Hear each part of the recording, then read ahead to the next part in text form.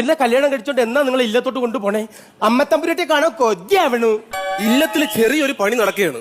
ഇല്ലത്തിന്റെ ടാർപ്പ ചെറുതായിട്ടൊന്ന് കീറിയിരിക്കുകയാണ്. അത് കഴിഞ്ഞാ എന്റെ മാലാകെ ഞാൻ കൊണ്ടുപോകും.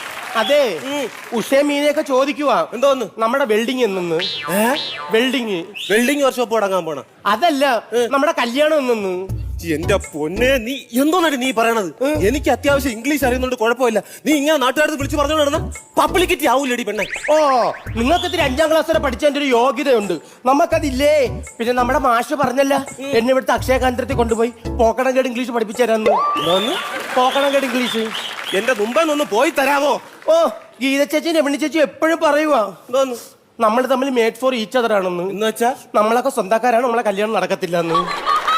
എടി, അവർക്കൊക്കെ ഒരു എന്റെ അടുത്ത് ഒരു ഇതുണ്ട്. കാരണം എന്ന് പറഞ്ഞു കഴിഞ്ഞാൽ അവരെന്റെ പുറകെ നടന്നതാണ്. ഞാൻ പിടി കൊടുത്തിട്ടില്ല. ഞാൻ നിനക്കും അത്ര പിടി തന്നിട്ടുണ്ട്. ഓ, എനിക്ക് ഈ ഗ്രാമത്തിൽ കടന്ന് ഇങ്ങനെ ഓടാനുള്ള ഇതേ ഉള്ളൂ. അണ്ണാ, നമുക്ക് എവിടെയെങ്കിലും ഒന്ന് കറങ്ങാൻ പോയത്?